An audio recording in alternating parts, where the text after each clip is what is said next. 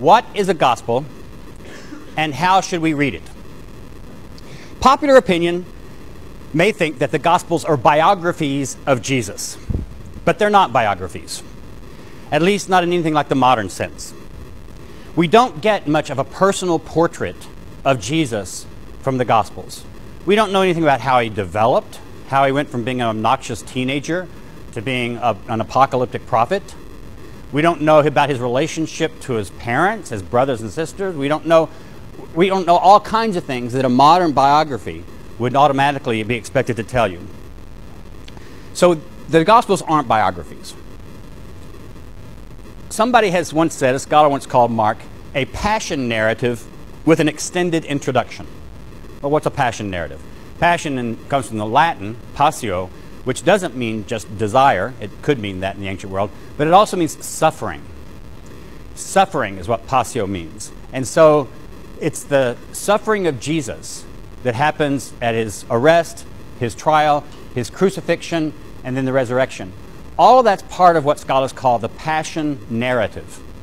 And if you notice, that occupies a huge part of the Gospel of Mark. The Gospel of Mark is our shortest gospel that's in the canon.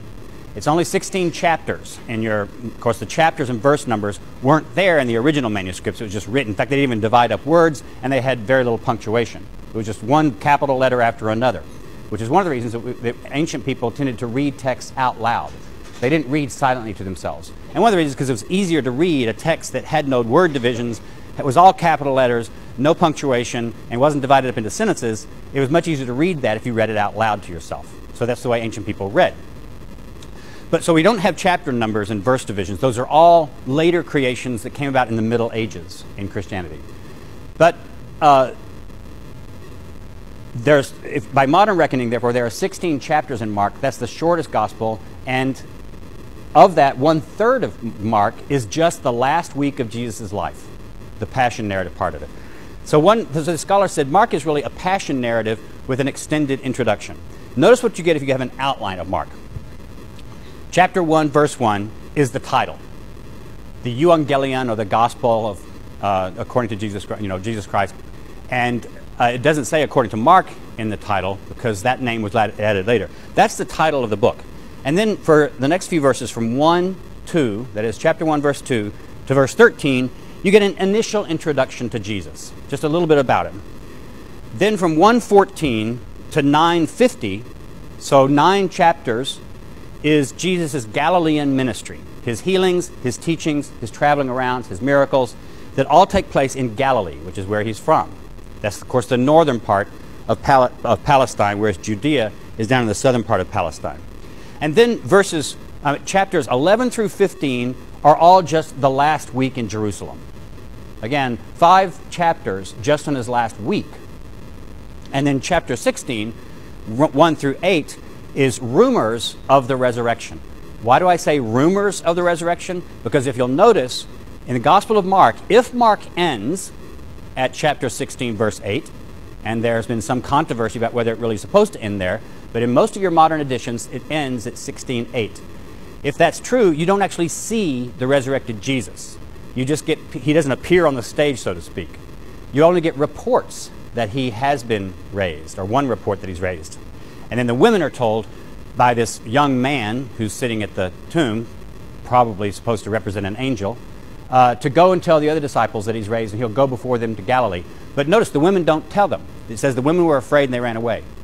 So you don't even get many reports about Jesus' resurrection in Mark. You just get the one young man at the tomb telling the women that he's been raised. So a huge bulk of the book tells us about the last week of Jesus' life. And even in the previous 10 chapters of the book, you have Jesus talking about his upcoming crucifixion. So these passion predictions, we call them, that occur in the Gospel. You have several of those in the Gospel of Mark. So there are several references to Jesus' upcoming death that focuses our attention even more on the last part of the book. Is that important? Does that tell us anything about what sort of thing Mark's Gospel is, if it's not a biography? Let's look at the ending also, Mark 16. Now remember, I want you to bring your Bibles to class. Why do I want you to bring your Bibles to class? Yes? because I will lie to you. I may say something that's not true, and you need to check me out. De omnibus dubitandum. When the Sabbath was over, Mark 16, Mary Magdalene and Mary the mother of James and Salome brought spices so that they might go and anoint him. And very early on the first day of the week, when the sun had risen, they went to the tomb. They had been saying to one another, "Who will roll away the stone for us from the entrance to the tomb?" When they looked up, they saw that the stone, which was very large, had already been rolled back. As they entered the tomb, they saw a young man dressed in a white robe, sitting on the right side, and they were alarmed. But he said to them, "Do not be alarmed. You are looking for Jesus of Nazareth, who was crucified. He's been raised, but he's not here. Look, there is the place they laid him. But go, tell his disciples and Peter that he is going ahead of you to Galilee. There you will see him, just as he told you." So they went out and fled from the tomb, for terror and amazement had seized them, and they said nothing to anyone, for they were afraid. Now you'll notice there's, in maybe some of your Bibles, there will be a paragraph under that titled "A Shorter Ending," the shorter ending of Mark. All that had been commanded them, they briefly told to those around Peter. Afterward, Jesus himself went through them from east to west, the sacred and imperishable proclamation of eternal salvation. And then you'll notice there's maybe a few paragraphs called by your editors the longer ending of Mark, and it has several verses. I'm not going to bother to read that to you, but if you look at that, the little incidents, several of the incidents in that longer ending of Mark could sound familiar to you if you know the other Gospels, how they end. What scholars now believe is that probably the Gospel of Mark really did end at chapter 16, verse 8. Some people said, well, that's no way to end a book. The women don't tell anything. It just says they were afraid and they ran away. That's it. And even if the Greek that it ends in is a very short little sentence that's an odd way to end a book in Greek. So some people, scholars have said, well, maybe that wasn't originally the ending. Maybe Mark was riding along, he got to 16 and he fell over and died of a heart attack. Or maybe he left the manuscript out and some mice ate it, the end of it. Because, you know, you roll up a scroll and you just have the leftover parts at the back. Or maybe it got in a fire and burnt. Maybe the last few verses, the last part of the gospel burnt. Obviously, ancient people had the same sense of uneasiness with Mark ending at 16:8, and what you got in that shorter ending and the longer ending were later compositions of scribes, Christian scribes, who thought you can't end Mark's gospel that way, so they made up those other verses, and they put them at the end of the manuscript they were copying. Because remember, before printing presses, all manuscripts had to be made one by somebody sitting down with a quill and ink and a papyrus and just copying it word by word. So other scribes, when copying this over, must have added that on. In fact, that looks very much like the longer ending. It was scribes who knew some events from the other Gospels, and they took some events from Matthew, Luke, and John, and they stuck them into a little paragraph, and they said, well, that must be the way Mark really intended to end his Gospel. In the 20th century, basically, modern scholars have come to pretty much reject most of those theories. And at least we take the Gospel of Mark as ending at 16:8, even intentionally. But if you do that, then you still have to explain why end a gospel this way. It's not a normal way to end a book, and it's not the way the other gospels end at all. So the very ending of Mark is one of the problems of the text that scholars feel like we have to deal with. This all demonstrates, though, that scholars don't read the Gospels as biographies or as even straightforward accounts of events. Last time I tried to show you how you can't take the book of Acts and Paul's letters as simply being a historical description of what happened, because each of these documents had agendas. These authors had points they wanted to get across. We learned to read these Gospels in the 20th century by using the method of historical criticism.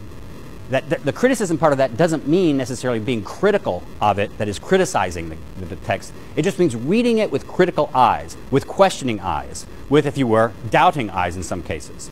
But what we do is we read these texts not for what they tell us about the events in the past, although you can read this, but we actually read the text as if they were intentional documents written by authors who had points they wanted to make, and they tell the story the way they tell the story because they have a message.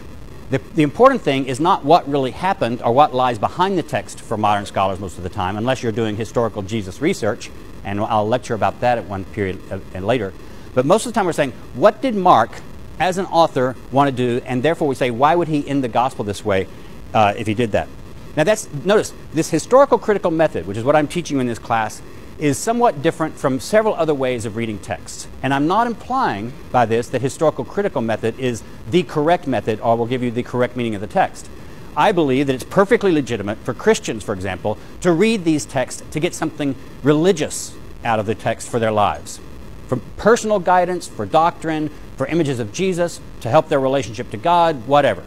That's a perfectly legitimate way, in my view, to read a text, to read it theologically. But a theological reading of the text is not the same thing as a historical critical reading of the text. The historian is what I'm playing my role here in this class. I don't care whether these texts have anything theological to say to you or to me personally.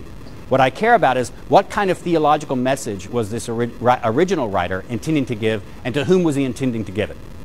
So the theological way to reading is one way, perfectly fine way, but it's not the historical critical reading necessarily.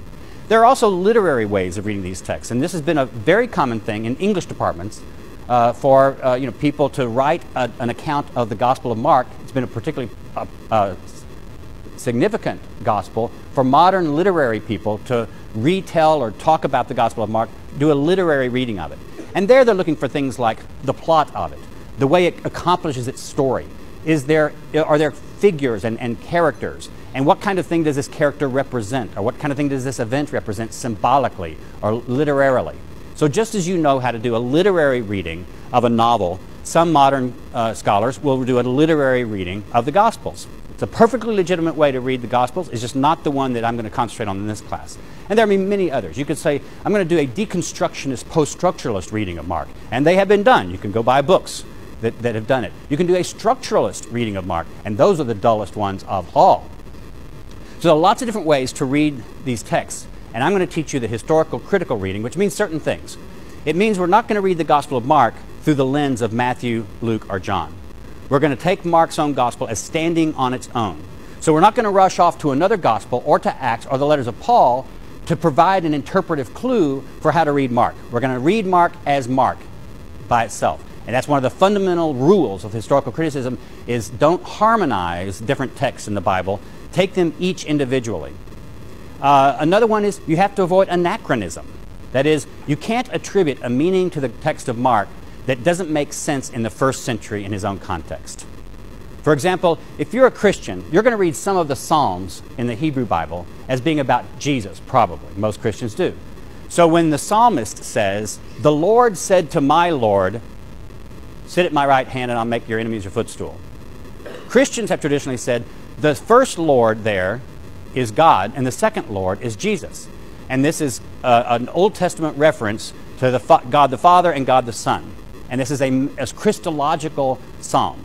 That's a theological way of reading the psalm. It doesn't pass the test of historical criticism because historians will point out, look, the original psalmist didn't know anything about Jesus. He wasn't prophesying about Jesus personally. He was talking probably to the Davidic king. The psalms meant to talk to David or to David's descendants who sit on the throne of Judah.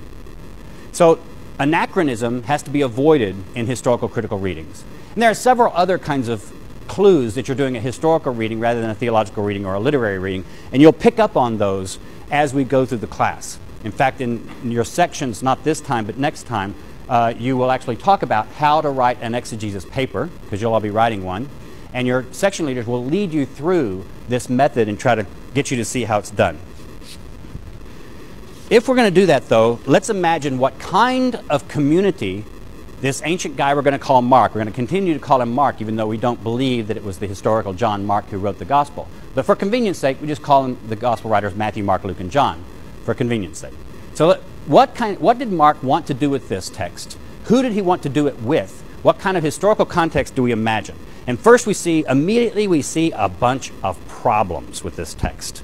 There's first the problem, one of the most famous problems of the messianic secret. This is when, over and over again in Mark, and it happens sometimes in the other Gospels, but it happens more in Mark than a lot of other places. You get Jesus doing something, and then he tells somebody to be quiet about what he's just done.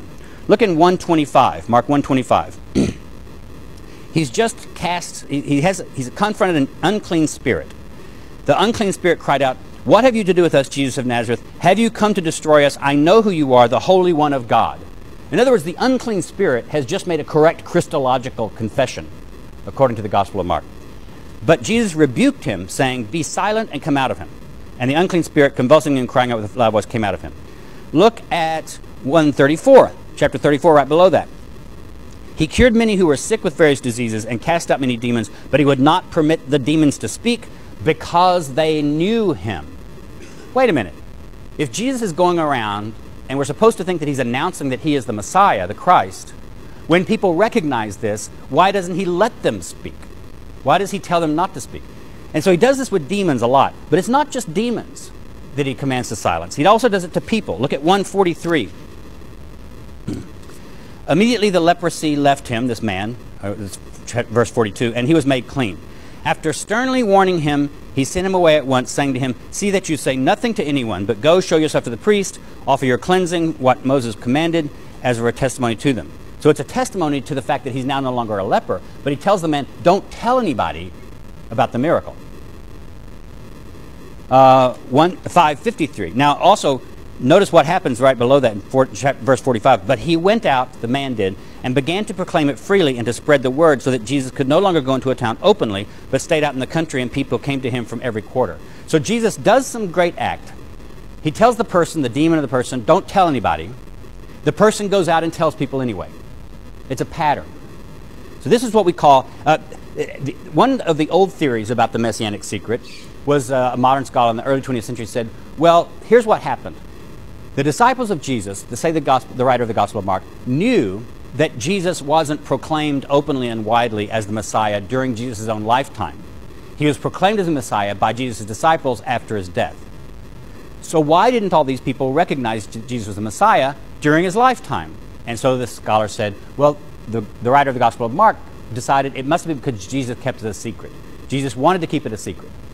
Now, the problem with that theory is, can you pick out the problem with that theory? The reason we have the Messianic secret in Mark is because people knew that Jesus was not openly proclaimed as the Messiah during his lifetime. So this was a literary device to explain why Jesus wasn't known in his lifetime, is because Jesus kept it a secret. What's wrong with this theory? Yes, ma'am.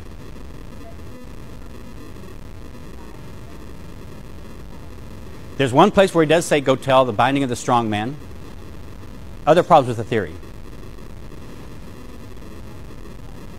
The people tell anyway.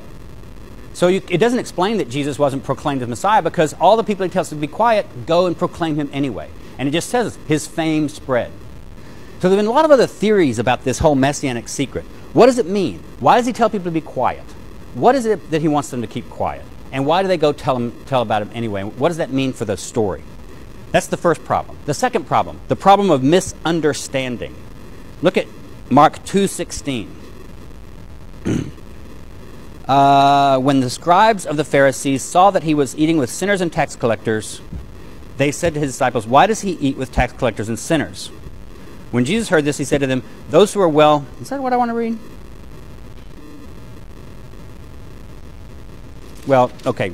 Look at 15:34. I think I can make this point better with a couple of other texts.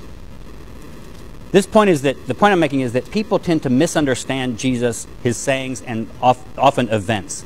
At 3 o'clock, Jesus cried out with a loud voice, this is when he's crucified, "Eloi, Eloi, lema sabachthani," which means, it's Aramaic, it means, my God, why have you forsaken me?" When some of the bystanders heard it, they said, "Listen, he's calling for Elijah." Well, he's not calling for Elijah. It's just that the word, the Aramaic word Eloi, Eloi, sounds like the name Elijah. So people standing around misunderstand things that are happening. But it's not just people standing around. The disciples, in Mark, the disciples themselves, the people who are closest to Jesus, are the ones who get it wrong the most. I hope you noticed this when you were reading this text before class, is that repeatedly Jesus has to explain things to Peter and James and John, his closest disciples. 4:41. He said to them, "Why are you afraid? Have you still no faith?" In other words, they've already seen him do all kinds of miracles by this point in Mark.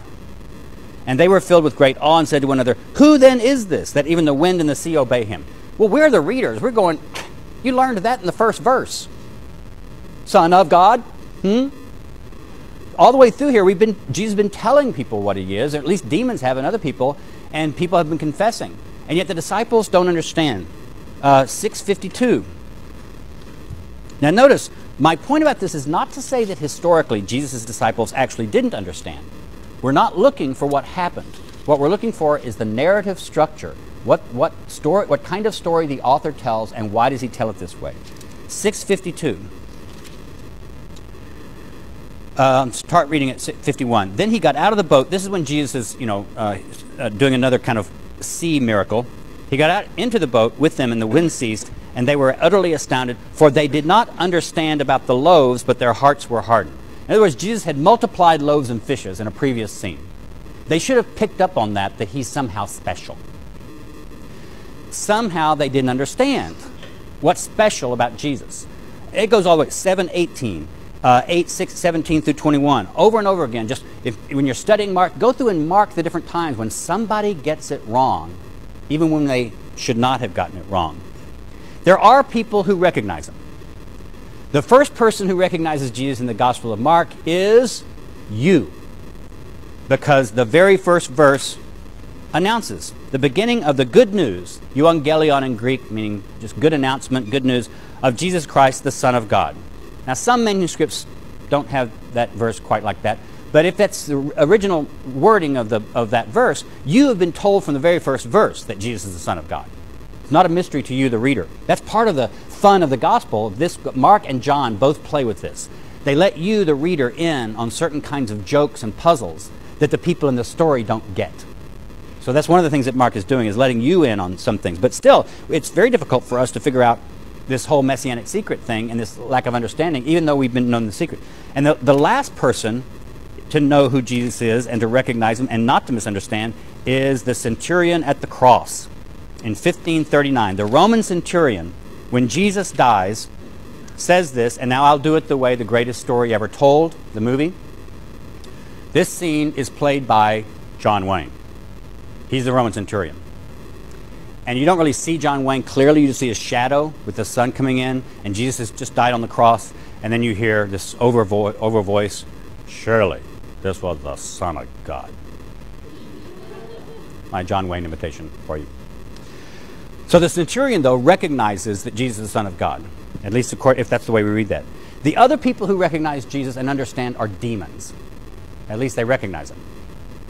Now let's look at the turning point in the gospel. And what I'm going to do is show you how I, as a brilliant modern scholar, has posed these problems, the messianic secret problem, the problem of misunderstanding, and all this sort of thing, and the problem of the ending, which I'll get to in a minute. And I'm going to make it all make sense for you. There are other scholars who might not think I'm so brilliant and might have other explanations, but this one's mine, and I'm sticking to it. 827. Follow along with me. In your hymnals, 827.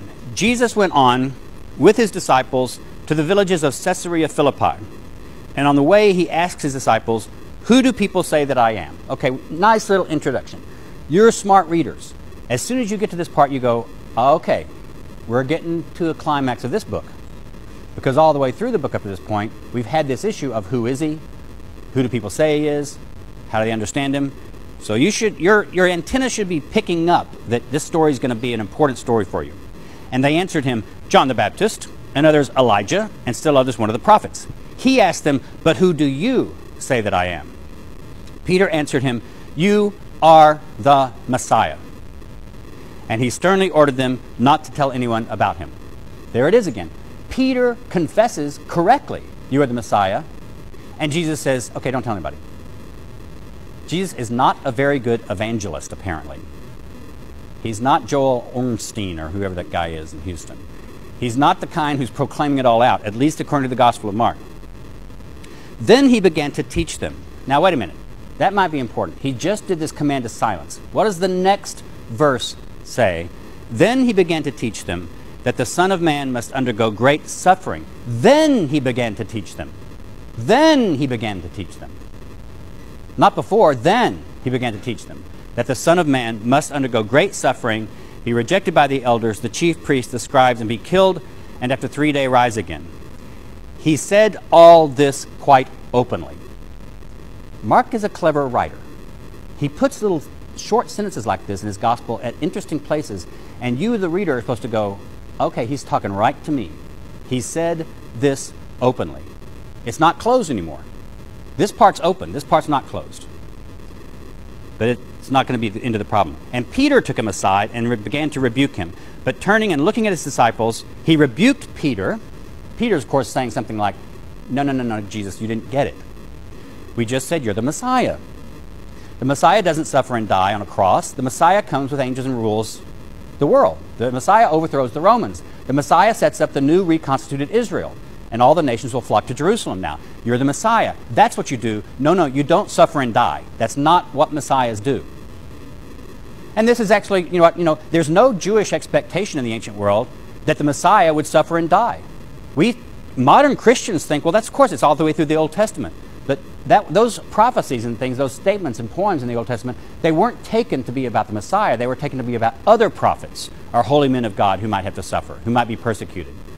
But the Messiah passages don't have suffering and death in them. They just refer to this coming king, the descendant of David. So no Jews in the first century this time expected that the Messiah would be crucified. It just was absolutely against common sense. Messiahs don't suffer. Messiahs aren't crucified. Messiahs aren't beaten. So Peter actually is quite understandably thinks that Jesus has got it wrong. So Peter says, you're the Messiah. You're not going to be killed and suffer. And that's when Jesus turns around and rebukes Peter, looking at his disciples. Is that an interesting clue? That Jesus is looking at his disciples and he rebukes Peter? Get behind me, Satan. For you are setting your mind not on divine things, but on human things. So that's a very interesting story in itself. What is Jesus rebuking Peter for and calling him Satan?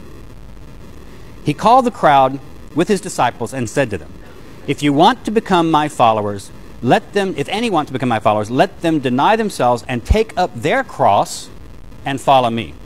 For those who want to save their life will lose it for the sake of the gospel, will lose their life for my sake, and for the sake of the gospel will save it.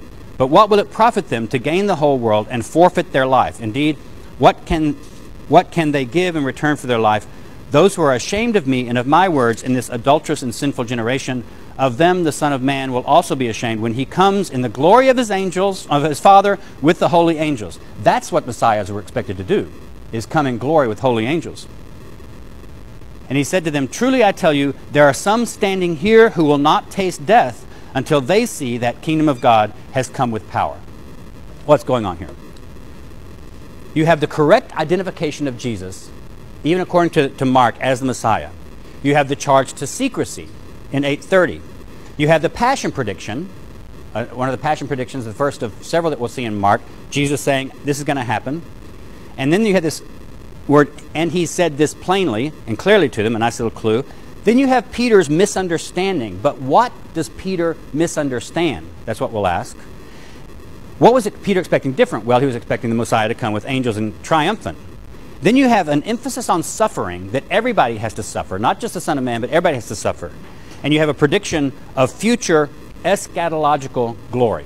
Eschatology is just a fancy theological word meaning the end times, the study of the end times. Eschaton is just a Greek word meaning the end. You'll see this if you read much about the Bible or ancient religion. The eschaton will come up in apocalyptic context, and eschatology means any study or doctrine about the end of the world as we know it. In fact, I used to direct a little singing group in the Divinity School when I was a grad student here, and we called ourselves the Eschatones. A joke that only Divinity students would get. So the prediction of the eschatological glory that comes after the suffering, and then right after that, 6:2, 6 days later, Jesus took with him Peter and James and John, led them up to a high mountain apart by themselves, and he was transfigured before them, and his clothes became dazzling white, such as no one on earth could bleach them. And they appeared to them Elijah with Moses, who were talking with Jesus. Peter says to Jesus, Rabbi, it's good for us to be here. Let us make 3 dwellings, 3 tabernacles, 3 tents. One for you, one for Moses, and one for Elijah. He did not know what to say, for they were terrified. Then a cloud overshadowed them, and from the cloud there came a voice, this is my son, the beloved. Listen to him. Suddenly, when they looked around, they saw no one with them anymore, but only Jesus. The next verse. And they were coming down the mountain. As they were coming, he ordered them to tell no one what they had seen. Again, that secrecy motif. Until the Son of Man had risen from the dead. And again, an emphasis on death. What's going on with all this? What's going on is that Mark is trying to make an important point, maybe even to his fellow believers at the time. Apparently, what Peter doesn't understand about Jesus is that Jesus has to suffer and has to die. And if that causes a redefinition of Peter's notion of what a Messiah is, so be it. Peter needs to work with a redefined notion of the Christ, the Messiah, if he doesn't include the necessity of suffering in that notion. Let's imagine the context for this kind of message. The rapid fire style of Mark is one of the, if you notice, did you notice how many times immediately is used, the word immediately? The writer of the Gospel of Mark needed a good Yale College editor or a writing tutor because it's kind of a rapid fire. It's not written in very good Greek style either. It's rapid fire. He says, immediately this happened, then immediately this happened, then immediately this happened. You get the idea reading the Gospel of Mark that the narrative is pulling you along, is shoving you along, is rushing you along. That's actually part of, I think, this apocalyptic style of Mark, because the Gospel of Mark is also apocalyptic in its message. It talks about angels coming at the end. It talks about a big war that's going to happen. So you have demons and the battle of Jesus with the strong man, another apocalyptic story. You have the emphasis on suffering and persecution, and that's a common theme of Jewish apocalyptic. Not that the Messiah would suffer, but that the Jews themselves might have to suffer before the fabulous kingdom of the end time. Remember, you saw it in Daniel, when we read Daniel 2 classes ago. Daniel predicts suffering for the righteous, and only after the suffering would you have the goodies, heaven, the kingdom of God. Now we'll look at Mark 13, and we're going to analyze it pretty carefully, because, again, some of these things will come into play. The basic message I'm saying is that people misunderstand about Jesus is they misunderstand the necessity of suffering that must be there before you, it must precede glory. Yes, God promises them glory. They're going to be glorified in the end. They're going to win in the end. But they have to go through a period of suffering. Jesus is the first one who does this. He accepts suffering and death before he himself is glorified, but the glory will come. It has to be preceded by suffering. But Jesus also in Mark tells the disciples over and over again, you also will have to suffer first, but if you endure, you will experience glory also. Look at Mark 13. As he came out of the temple, one of his disciples said to him, look, teacher, what large stones and what large buildings. And Jesus asked him, do you see these great buildings? Not one stone will be left here upon another. All will be thrown down. So he's predicting the destruction of the temple in Jerusalem. When he was sitting on the Mount of Olives opposite the temple, Peter, James, John, and Andrew asked him privately, tell us, when will this be, and what will be the sign that all these things are to be accomplished? Then Jesus began to say to them, beware that no one leads you astray. Many will come in my name and say, I am he, and they will lead many astray. So, false prophets. Jesus predicts there'll be false prophets, maybe even false messiahs, although he doesn't use that term here in Mark. It will occur in other places. When you hear of wars and rumors of wars, do not be alarmed. This must take place, but the end is still to come. So just when times are bad and there are wars, that's not necessarily the end yet. You've got to have a few of those. For nation will rise against nation, kingdom against kingdom. There will be earthquakes in various places, famines, but it is the beginning of the birth pangs. As for yourself, beware, for they will hand you over to councils. You will be beaten in synagogues. Again, this theme of suffering.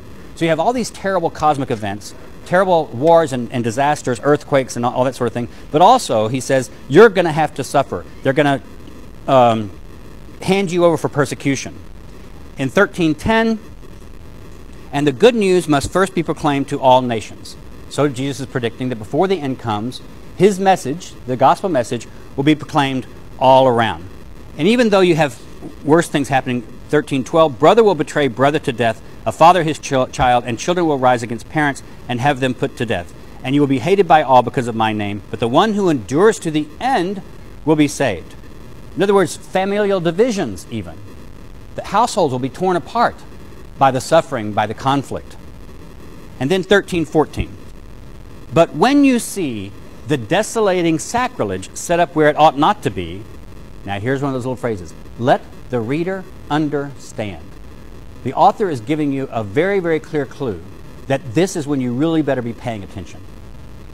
Let the reader understand. When you see the desolating sacrilege set up where it ought not to be. Have we heard that before? The abomination of desolation is the King James English translation of it. The desolating sacrilege is often what's translated in more modern Bibles. It all refers to the same language. Where have we heard about the abomination of desolation being set up where it ought not to be set up before? Daniel. The words come right out of Daniel. They occur of course, Daniel was written in a combination of Hebrew and Aramaic, and this is in Greek, but this is the Greek translation. You have it in Daniel 9:27, Daniel 11:31, and Daniel 12:11. So this Jesus has read his Daniel. And then you have warnings and woes, verses 15 through 13. So you have all this stuff. But now, what happens after that? The one who on the housetop must not go down into the house to take anything away. The one in the field must not turn back to get a coat. Woe to those who are pregnant, to those who are nursing infants in those days. Pray that it may not be in winter, for in those days there will be suffering, such as not been from the beginning of creation, that God and never will be. And if the Lord had not cut short those days, no one would be saved. Now notice, we're not getting any more historical events here. We're not getting any more stuff happening, except right then he says, if anyone says to you, look, here's the Messiah, or look, there he is, do not believe it. False messiahs, false prophets, so there's more false messiahs than false prophets. In those days after that suffering, now here's where you really get the cataclysmic end, the world crashing down. The sun will be darkened. The moon will not give its light. Stars will fall from the skies. The powers in the heavens will be shaken. Then you will see the Son of Man coming in clouds with great glory and power. Then he will send out the angels and gather his elect from the four winds, from the ends of the earth to the ends of heaven. When does it happen? Right after the abomination of desolation is set up where it ought not to be. What is the abomination of desolation? Well, we don't know. Obviously, if Jesus is reading Daniel, and this is where we're getting this, he also believes that something's going to happen in the temple. The author Daniel believed it was something that Antiochus IV Epiphanes maybe sacrificed a pig on the altar, or he desecrated somehow the altar in the Holy of Holies in the temple. Jesus doesn't believe that that event was the end event, as Daniel thought it was. Jesus is predicting that this is going to happen. Something's going to happen in the temple. It's going to be so awful, and it's going to be an abomination. And once that happens, then all hell breaks loose. And when all hell is broken loose the worse, then the Son of Man will swoop down in the clouds with angels and put a stop to it all. That'll be the glorification. So when does this happen? Well, Mark has told us one thing.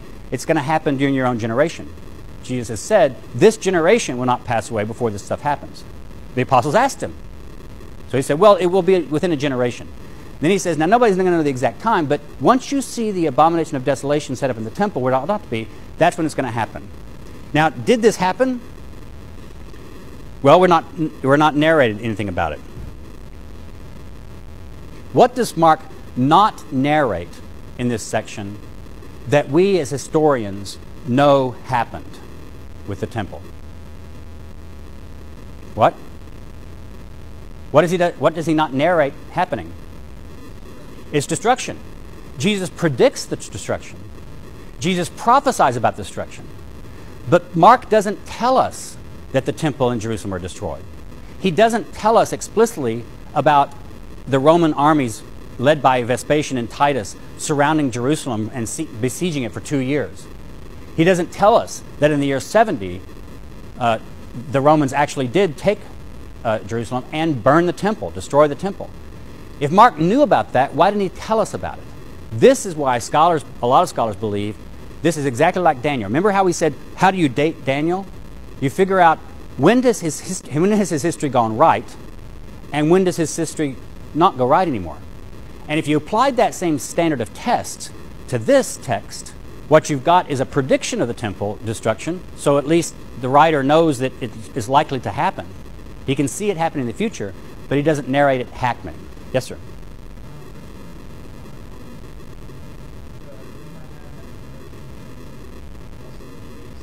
Yes. Conservative Christians know that more than one generation has happened since that time. Many, many, many generations. They've taken the Greek word translated here as generation, which I think is the right translation. And they say, well, if you can take that to mean race of people. And of course, what race would they then be referring to? the Jews.